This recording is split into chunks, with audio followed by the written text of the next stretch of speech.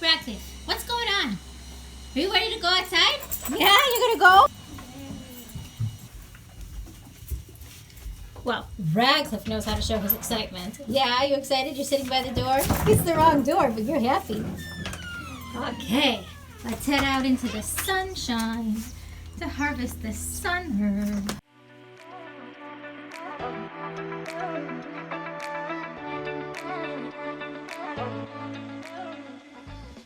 Emily, got some calendula in there. These daisy looking flowers, orangey yellow. Come on out of the door. Let's do it. We got the air conditioning on. Here is our seed of calendula. Calendula is a very prolific flower and cedar. The more you collect, the more flowers it will make. It is an annual here in Zone 5 where we live, but all of this is self-seeded. It is a very successful plant in this area. Calendula are in the aster family, Asteraceae. You can tell by how they have a disc flower and ray flowers. Let's see if that's even in the camera. It's a little hard to see as we are outside where it's bright. That is a calendula. They come in several shades of orange, yellows, light beige color. They are sticky with resin, and that is one of the things that helps with their medicine.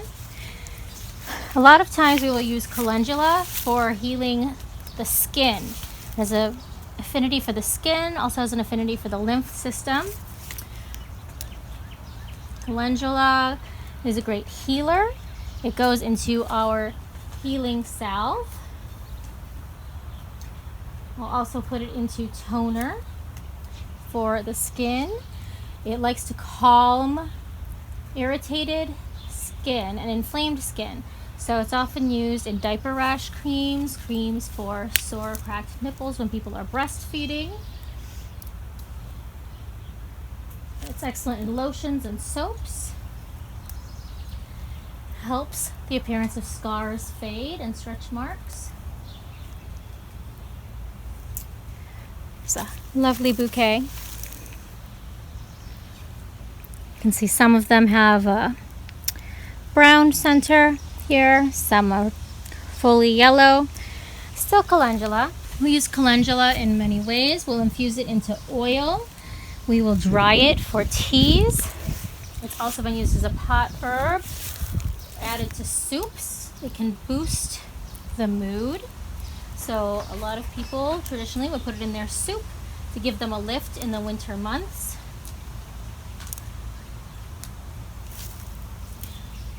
Girlies, do you remember anything about calendula? It's very pretty and the bees love it.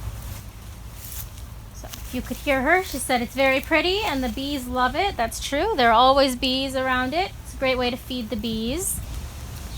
It also comes in a vast variety of shades Yeah. and sizes. Yeah, here's one that's a pale yellow color.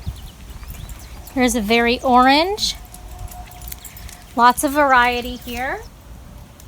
Some are very large flowers, some have tiny flowers. We've had some that have very floofy flowers. Yeah. Anyone remember what calendula tastes like? It's disgusting. Amelie is not a fan of its flavor. I do not. It tastes very sticky and it sticks to me so much. I don't remember what it tastes like. But I do know that it would work very well to glue your fingers together if you were to pick that. Okay. You should use it as glue. And you should It is very sticky. She doesn't love the stickiness. My fingers got glued together. The girls say it'll make an excellent substitute for glue. If you're running low, you got a project to complete. Calendula can have a little bit of a bitter flavor to it. It's actually one of my husband's favorite herbs for tea when he has a head cold. He really is a big fan of that bitter flavor, which is good for your digestion. So you win for that. Bitter is a flavor that Americans don't have in their diet enough. So adding a few petals to your salad or your dinner can help out with that. Or your dessert. Or your dessert. We did that one time when we made a cake and we put it on the frosting. Yeah, we have decorated cakes with them and they were very pretty. That would taste good. This one's huge, see? Yeah. That one is a huge one. Hand it to me and I'll bring that one over by the camera. And this one, it's pretty. There's some orange ones. So here's one that is much bigger than some of the others. Compare it to this orange one right here. I don't even know what I'm stepping on. This is white. Oh, Mama, this one's white. Yeah, some of them are kind of a white color. Yeah, I grabbed a couple of those ones already. So with most herbs, I will leave them to dry in a basket, hang them to dry, or sometimes put them in a paper bag and shake them a few times a day to get them to dry. Calendula, I have found, has so much moisture in it that often it will get a little moldy if you don't have just the right conditions for drying it that way. So if I'm not using it fresh, which often I will, and some of this will go into an oil. It's been very dry. When you're making oils, you want to make sure that your herbs have been dry, no rain on them, no sprinkling on them, and the morning dew has evaporated before you're harvesting them and working with them, because any moisture added to an oil can prove a risk for adding mold. These are very dry, so they will be going fresh into an infused oil, which we're going to use in a soap making and to make some more healing salve. The rest of it is going to go into a homemade solar dehydrator. Okay, this one I'm just kind of deadheading. It's got some green seeds starting to form. Calendula, the seeds will not be viable if you pick them in their green form. They are only viable and will grow a plant if you leave them on the plant until they are brown. We tend to do that closer to the fall because right now and throughout the summer we would like more flowers. Another thing about calendula is, like I said, it is a little bit bitter and can help digestion. You can eat the leaves in salad. Now the leaves taste better before the plant flowers, but you'll see that it comes up throughout the entire summer. So there's almost always some still leafing out while some are flowering. It's a great addition to salad, stir fries, anytime you need to get a little more green in your diet. There's another one. It's a totally different size. This one's about the size of a quarter. A lot of variety in one species, right? You're right here. I'll put some of these in your basket. Wow, you made quite a lot of long stems. Some have long stems, that's true. A lot of times when we're collecting them for medicines, we will just take the flower and not the stem. However, when I'm putting it into an oil, sometimes I like to have a little bit of the stem in there because it does have more of that sticky resin, which is a big part of the medicinal constituents to help heal skin. So Amelie has decided that this year she wants to get very good at making soaps. If anyone has any great easy soap recipes for beginners, please do share. In the meantime, some of the infused oil that we're going to make with our calendula is going to go into some soap bars. First, we'll need to let it infuse for 6 to 8 weeks so it's ready to use.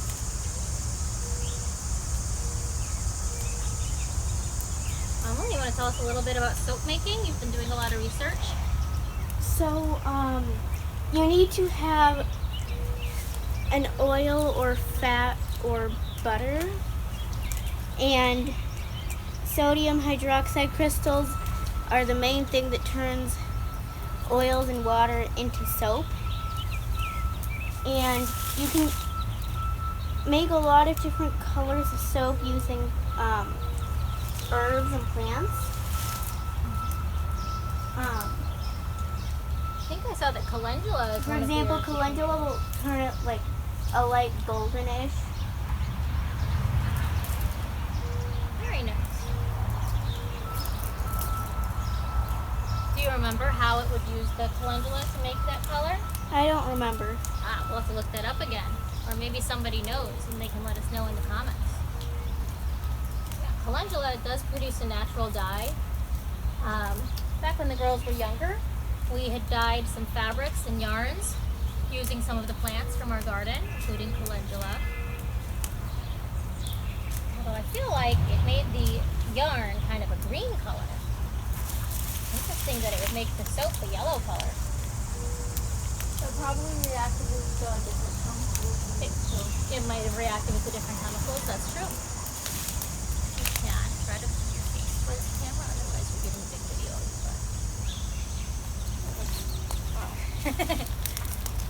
Which is kind of fun, that's what I did with my last video. I was harvesting the mugwort, and if you haven't checked out the western mugwort harvesting video yet, in for a surprise. The plant grows in such a great space that there was nowhere to put the camera other than almost directly behind me. So we like to keep it real over here, and really my butt was in the camera.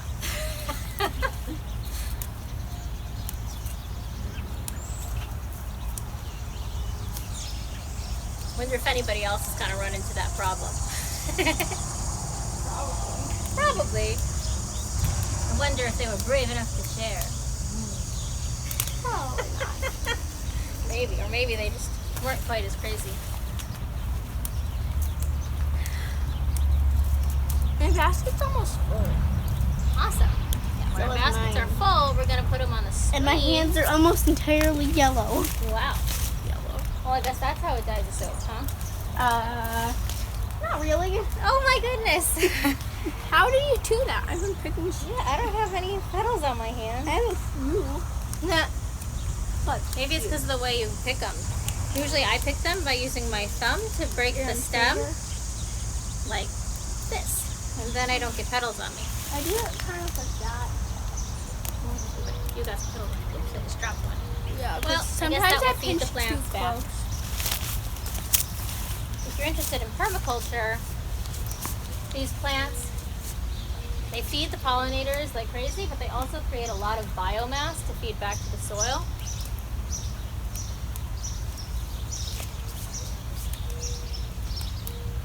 Plus they're a useful herb, so I would, and as you can see I have, included it in my kind of permaculture spaces. The idea is I'll have all of these annuals here, and as some of my perennials, which you may not be able to see from the camera right now, get bigger, there will be fewer calendula, but still many in here. And the I just got my perennials will have a good start. I've climbed in the patch now, so we can see if we can get a close-up here at some of the plants. Okay. You're gonna have to bear with me because it is so bright I cannot see what you can see at all. So down here, this is a little calendula seedling. They come up almost looking like a lettuce. And indeed you can use their leaves as kind of a wild lettuce mix in the spring. It'll help get your lymph moving and everything. Okay, here is one of its flowers. And you can very clearly see the disc flowers and the ray flowers. That's a big indication that this is part of the Asteraceae family.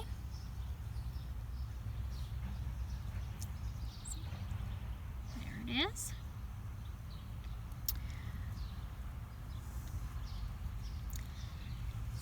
These here are the buds before they flower.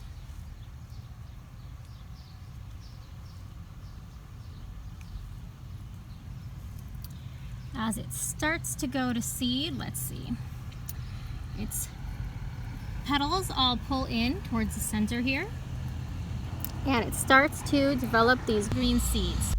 As it's starting to go to seed, it looks like this. And let's see if we can find some viable seeds, because the plant will have all different stages on it at once.